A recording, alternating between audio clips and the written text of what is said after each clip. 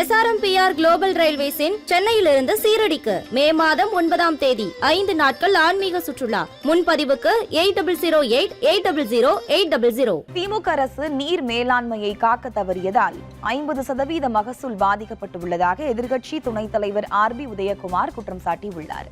மதுரையில் செய்தியாளர்களிடம் பேசிய உதயகுமார், அரசியல் காழ்ப்புணர்ச்சி காரணமாக கடந்த 3 ஆண்டுகளாக குடிமராமத்து திட்டத்தை கிடப்பில் போட்டதால் தற்போது குடிநீர் பஞ்சம் ஏற்பட்டுள்ளதாக சாடினார்.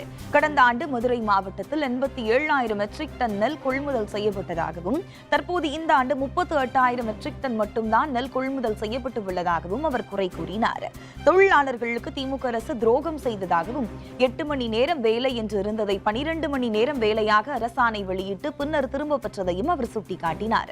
தமிழகத்தில் போதைப் பொருள் கலாச்சாரம் அதிகரித்து வரும் நிலையில் தமிழக மக்களின் நலனை பற்றி கவலைப்படாமல் முதலமைச்சர் கொடைக்கானலில் கோல்ஃப் விளையாடுவதாக RB உதயகுமார் விமர்சித்தார்.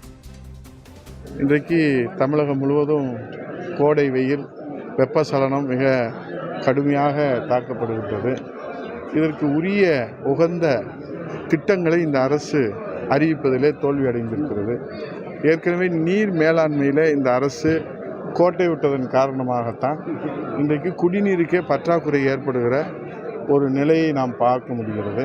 இன்றைக்கு 19 மாவட்டங்களிலே குடிநீர் பற்றாக்குறை ஏற்பட்டு அதற்கு பேரிடர் நிவாரண நிதியிலிருந்து 150 கோடி ரூபாய் ஒதுக்கீடு செய்யப்பட்டிருக்கிறது.